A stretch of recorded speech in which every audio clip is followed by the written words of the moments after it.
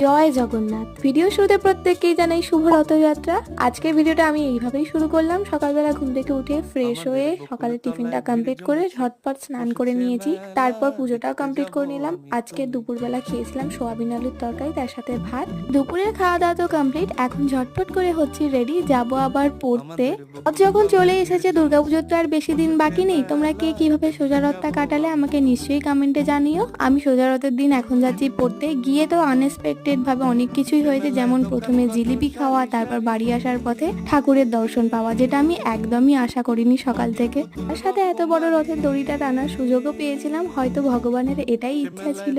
যাই হোক, বাড়ি আসার পথে তো একটা মেলা পাই, সেখান থেকে কিনেছিলাম ঘুগনি। ঘুগনি ছাড়া মেলাটা ঠিক আমার মানায় না, মেলা দেখলে আমাকে ঘুগনি ঘুগনি করে।